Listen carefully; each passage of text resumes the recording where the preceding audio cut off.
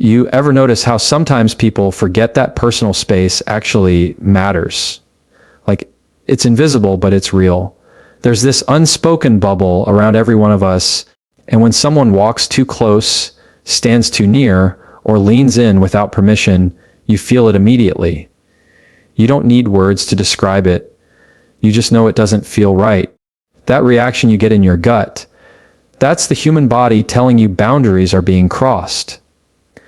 And here's the thing, when we ignore that in public, we're not just being careless, we're being disrespectful. Now, respecting personal boundaries isn't about being cold or distant. It's about recognizing that everyone, no matter who they are, deserves a sense of safety and dignity when they're out in the world. Think about the times you've been in line at the grocery store and the person behind you keeps inching closer and closer. They may not mean any harm, but you start to feel uncomfortable, right? That's the exact reason boundaries exist, to give us the comfort of space, both physically and emotionally. The way you respect those boundaries says a lot about you. It shows if you're someone who's aware, considerate, and mindful, or if you're someone who only thinks about yourself. In public, that awareness becomes even more important, because the truth is, you're being watched. People notice. You may never realize how many silent judgments are being made about you, not based on how you dress, not based on how much money you have, but on how you treat the people around you. Think about the difference it makes when someone respects your boundaries, when they give you room to breathe, when they don't interrupt, when they don't pry into your life in front of others. It feels good. It feels safe. Now imagine being the person who gives that same comfort to others. That's real confidence. Because people who respect boundaries don't need to dominate a space. They don't need to prove their presence by being loud or pushy. Their respect becomes their strength. And let's talk about another side of this, emotional boundaries. Sometimes in public we overshare, or worse, we demand from others what they're not ready to give. You don't have to spill your entire life story to strangers in a coffee shop. And you certainly don't need to pressure others to talk about things they clearly don't want to. Public respect is about giving people the freedom to choose what they want to share, not dragging them into conversations they didn't sign up for. Boundaries are also about restraint. Just because you feel something doesn't mean you need to express it at full volume. Just because you want something doesn't mean you can demand it on the spot. And just because you're curious about someone doesn't mean you get to cross their lines. Holding yourself back isn't weakness, it's strength under control. And control, when displayed in public, earns respect faster than anything else. Let's make this real. Picture two scenarios. In the first, someone is talking loudly on the phone in a quiet cafe, completely unaware, or maybe uninterested, that others are trying to work or relax. That person is crossing a boundary.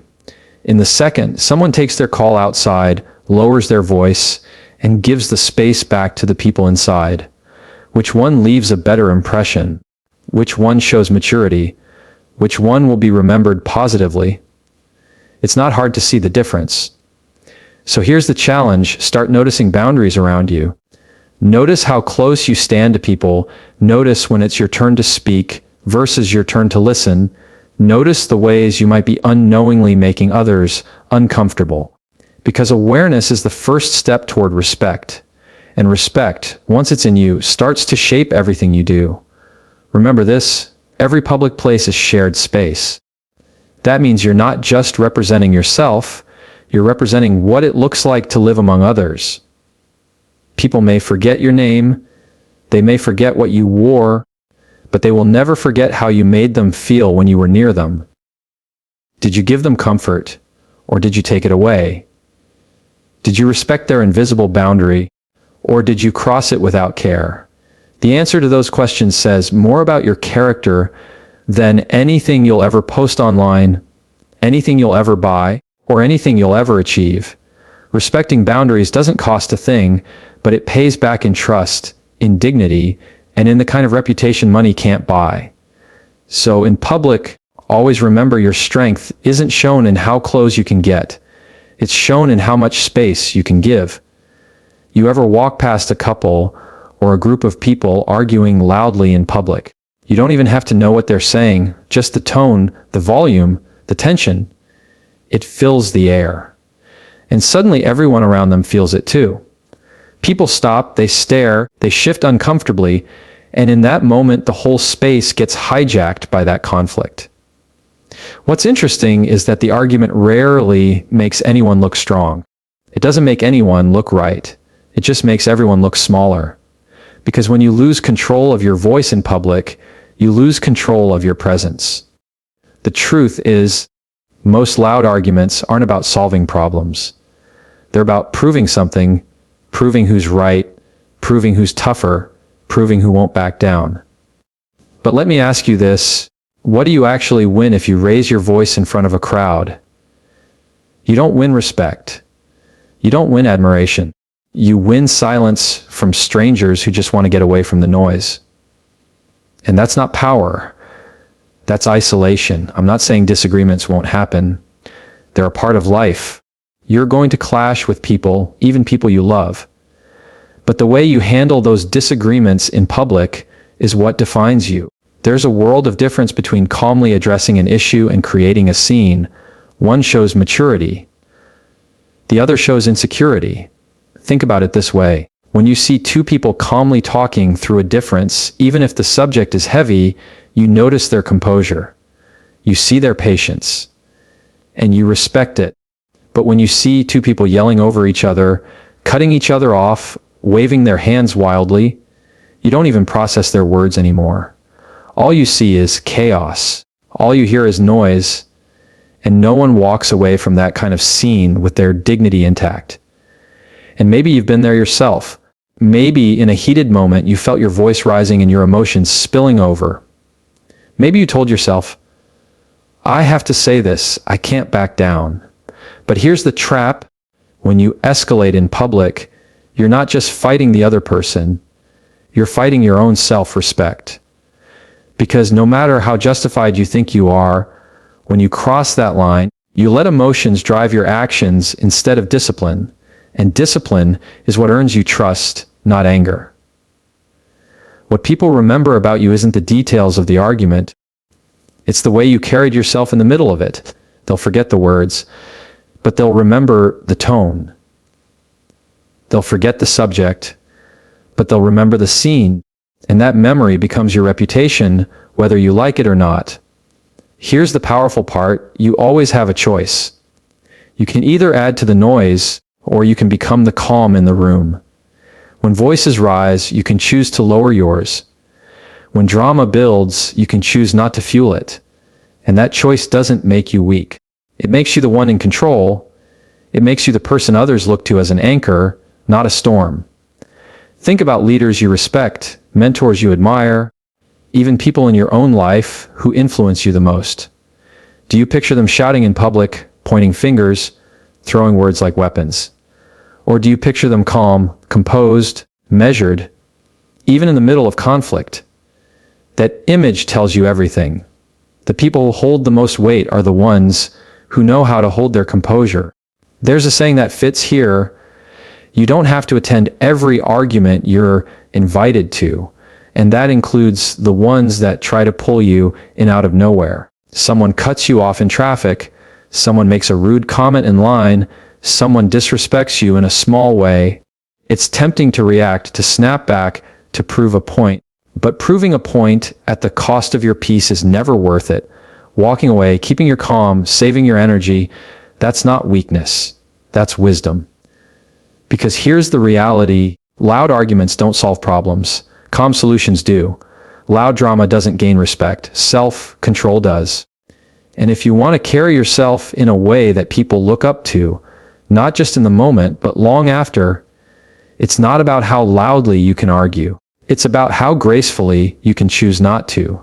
So the next time conflict rises in public, remember this: strength isn't proven by how high you raise your voice, but by how steady you can keep it when the world expects you to lose it. You know, what's interesting about the world we live in today? Privacy has become almost optional. People share everything: what they eat, what they wear, what they're going through, who they're upset with, all out in the open, and often in front of strangers who never ask to be part of it. And I get it. Sometimes it feels easier to just spill your frustrations or your personal stories in the moment, especially when you're emotional. But here's the truth: oversharing in public doesn't show honesty. It often shows a lack of self-awareness.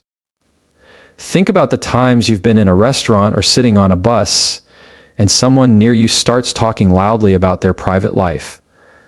Maybe it's drama in their relationship, maybe it's family secrets, maybe it's money problems. Suddenly, everyone in that space becomes part of their story without ever choosing to be. And instead of looking brave or open, that person comes across as careless, because some things aren't meant for the public stage. Some things deserve the dignity of privacy. Oversharing doesn't just affect the person talking, it affects everyone around them. It puts people in an uncomfortable position. Strangers don't know how to react, friends don't know how to respond, and people who should be respected end up looking exposed. And here's the kicker: once you've shared something out loud in public, you can't take it back. You can't control who heard it, how they'll interpret it, or how they'll repeat it later.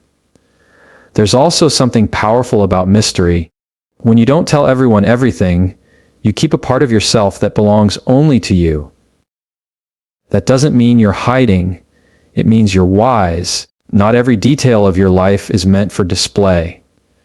The people who truly deserve to know your struggles, your victories, your pain, and your secrets are the people you trust deeply, not the random stranger sitting 2 tables away. Oversharing can also weaken your credibility. If you tell too much too soon, or in the wrong setting, people may stop taking your words seriously. They may start to see you as dramatic instead of genuine, reckless instead of real. And once that impression sets in, it's hard to undo. Guarding your words in public is about protecting your reputation. It's about showing the world that you have control over your emotions, not that your emotions control you.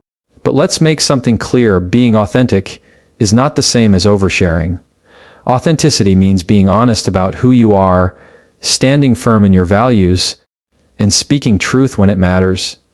Oversharing is unloading details that don't serve you, don't serve the other person, and don't serve the environment you're in. One builds respect, the other builds regret. So what does it look like to avoid oversharing in public? It looks like pausing before you speak. Asking yourself, does this need to be said right now? Does this need to be said here? Does this need to be said to these people? If the answer is no, then silence is your strength. Because not every story needs an audience, and not every thought deserves a microphone. And maybe you've been in the position where someone overshared with you in public and you felt trapped, forced into a conversation you didn't want to have. Remember that feeling. Remember how it drained your energy instead of adding value to your day. That's exactly why we need to be mindful. We've all felt the discomfort of hearing too much in the wrong setting, and we don't want to be the person causing that discomfort for others. Now let's flip it. Imagine being in public and carrying yourself with such composure that people notice your presence, not your problems. Imagine speaking with just enough to connect, but never so much that it leaves you exposed. That balance, that discipline is where true influence lies, because people respect those who know when to speak and when to hold back. At the end of the day, oversharing in public is giving away pieces of yourself that you can never get back. And the world doesn't always deserve those pieces. Protect them. Protect your privacy. Protect your dignity, because the strongest person in the room isn't the one who tells the most, it's the one who knows what not to tell. One of the biggest shifts in our world today is how technology has followed us everywhere. It's in our pockets, on our wrists, in our cars, even on our kitchen counters. And don't get me wrong, technology can be an incredible tool. It connects us, informs us, entertains us. But the problem isn't the device, it's how we use it, especially in public. because the way you handle technology when other people are around says a lot about your respect, not just for yourself, but for the people sharing that space with you. You've seen it before. Someone sitting in a waiting room or at a cafe and their phone rings so loud it startles everyone. And instead of stepping outside, they answer it right there, putting their whole conversation on speaker as if the entire room needed to hear both sides of the story. What does that communicate? It doesn't say, "I'm important." It says, "I don't notice you. I don't value your space." And whether we admit it or not, those small moments shape how people remember us. Or take the person scrolling through videos in public without headphones. The laughter track, the music, the random noises. Suddenly it's not just their entertainment, it's everyone's. And you can see the frustration on people's faces. Nobody asked to be part of that. Nobody came there to listen to someone else's feed. Yet, in that moment, one person's lack of awareness takes away peace from everyone else. And then there's an even more dangerous habit: recording people without their consent. Pulling out a phone to capture someone's mistake, someone's awkwardness, or even just their presence, without asking. It might seem small, but to the person being filmed, it's a violation. It crosses the line of dignity. Imagine being in public, minding your own business, and realizing someone turned you into their content. That's not just inconsiderate, it's dehumanizing. See, technology itself is neutral. It doesn't have character. We bring the character to it by the way we use it. And the question we have to ask ourselves is, are we using it with discipline, or are we letting it use us? Because when your phone dictates how loud you are, when your scrolling takes priority over the people physically in front of you, when your desire to record overshadows someone else's right to privacy, that's not freedom, that's being controlled. And here's what's powerful: self-control with technology is rare. Most people don't practice it, which means when you do, you stand out immediately. When you take a call politely and step outside, people notice. When you watch a video quietly with headphones, people respect it. When you choose not to record someone because you honor their space, people trust you. The little choices build the bigger reputation. Think about the moments you've been with someone who gave you their full attention. No phone in their hand, no constant glances at the screen, no distractions. How did that feel? It made you feel valued. It made you feel seen. And the truth is, that's exactly what people are craving today. Not more noise, not more interruptions, but more moments where someone shows up fully present. That's how you separate yourself in a world addicted to the screen, by choosing presence over distraction. Now, does this mean technology is bad? Not at all. It's about balance. It's about being intentional. It's about asking yourself, am I controlling this? Or is this controlling me? And in public, that awareness becomes even more critical. Because when you're careless with technology, you don't just affect yourself, you affect everyone in your radius. So the challenge is simple: be the person who doesn't let a device lower their standards. Use it wisely, quietly, respectfully. Step outside to take a call, put in headphones, ask before you record. And most importantly, don't let a screen take away your humanity. Because at the end of the day, no one is going to remember the video you laughed at in the middle of the cafe, or the ringtone that startled the room, or the call you couldn't wait to answer. What they'll remember is how you carried yourself when technology tried to run the show, and the most powerful person in the room is always the one who can hold the phone in their hand without letting it control the way they live. One of the clearest signs of someone's character is how they treat spaces that don't belong to them directly. Public places, the sidewalks we walk on, the parks we enjoy, the buses we ride, the restaurants we eat in, those aren't owned by any one of us, they're shared by all of us. And yet every day, you see people who treat them like they don't matter. They throw trash on the ground. They carve their names into tables. They leave bathrooms in worse condition than they found them. They act as if someone else will come behind them and clean it all up. But the truth is, every act of disrespect to public property is an act of disrespect to the community. Because here's the reality: when you throw trash on the street, it doesn't just disappear. Someone has to walk by it. Someone has to clean it up. And more importantly, it changes how people feel in that environment. A clean park feels safe, inviting, peaceful. A park filled with litter feels neglected, uncared for, unsafe. And all it takes is a few careless people to shift the experience for everyone else. The way you treat public spaces is a mirror of how you see yourself. If you respect yourself, you respect the environment you're in. You understand that the ground you're walking on, the bench you're sitting on, the walls around you, they're not just background. They're part of the shared experience of life. And when you leave them better than you found them, you're contributing something bigger than yourself. Think about the impact when someone chooses respect instead of neglect. When a person picks up their trash instead of leaving it behind, when they hold back from writing graffiti on a wall, when they take care not to break something that isn't theirs, it sets a tone. It tells everyone who passes through that space, this place matters. And when enough people do that, communities thrive. But when people go the other way, when they vandalize, when they damage, when they treat public property like it has no value, it's more than just an eyesore. It's a statement. It says, I don't care.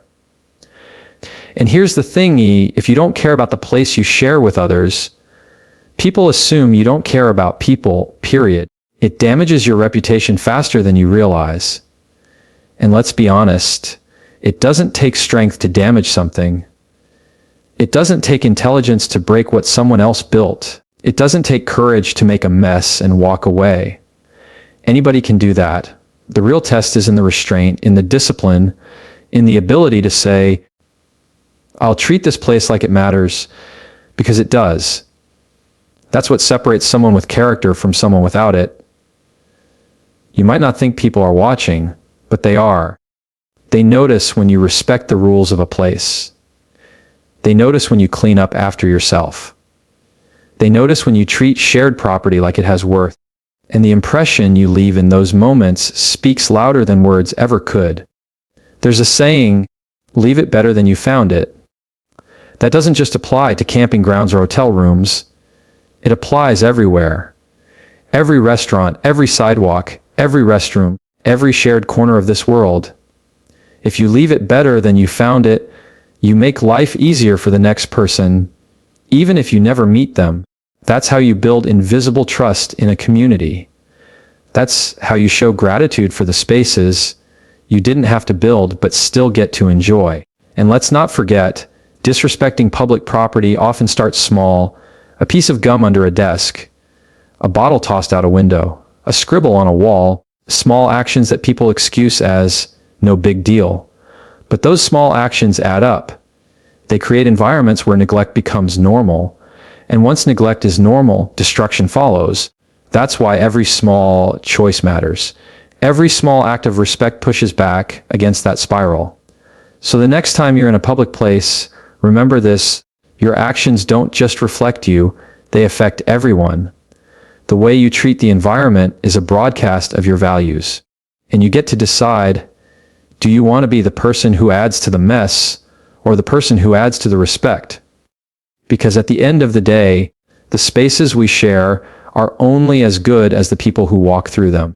And the strongest legacy you can leave behind in public isn't your name carved on a wall.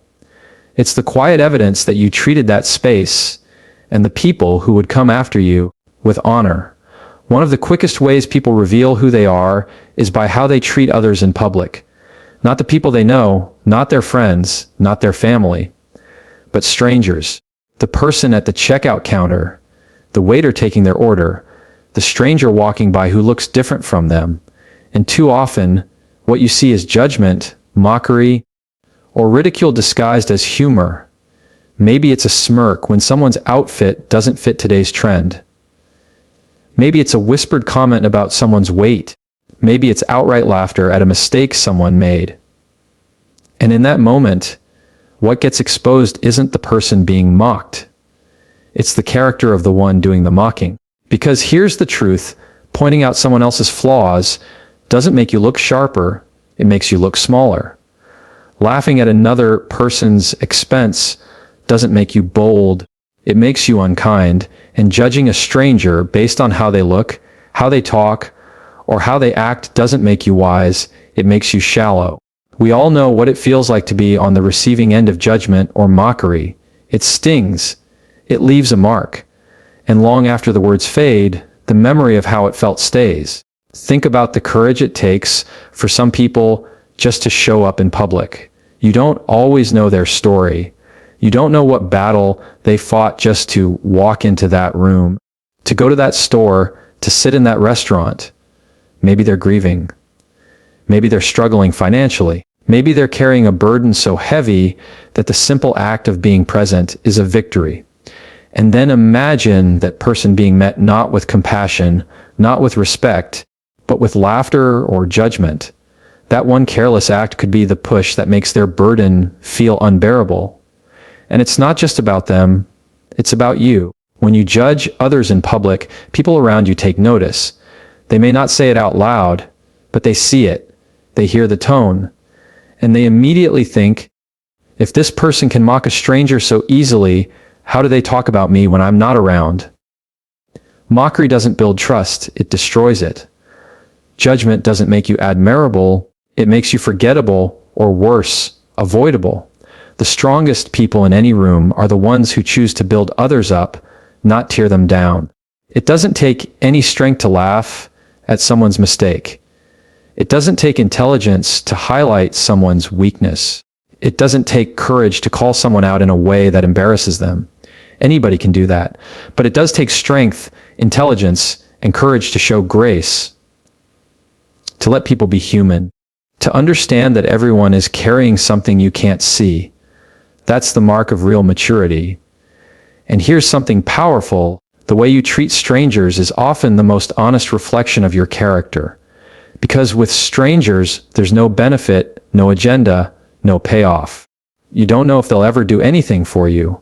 So the respect you show them, or the disrespect you give them, comes purely from who you are inside. That's the truest mirror of your heart. You want to leave an impression that lasts. Show kindness where others show criticism. Choose empathy where others choose mockery. Be the person who notices, not to point out flaws, but to extend patience. The kind of person people remember not because you made them laugh at someone else, but because you made them feel safe being themselves. So the next time you're tempted to laugh at someone's appearance, to whisper about someone's behavior, or to judge someone you don't even know, pause. Ask yourself, what do I gain from this? And what might they lose because of it? Most of the time, the answer is clear. You gain nothing worth keeping, and they lose something they may desperately need: their dignity. In public, your power isn't shown in how quickly you can spot someone else's flaws. It's shown in how gracefully you can choose not to exploit them. Because at the end of the day, people may forget your name, they may forget what you wore, but they will never forget if you were the person who made them feel judged, or the one who made them feel human.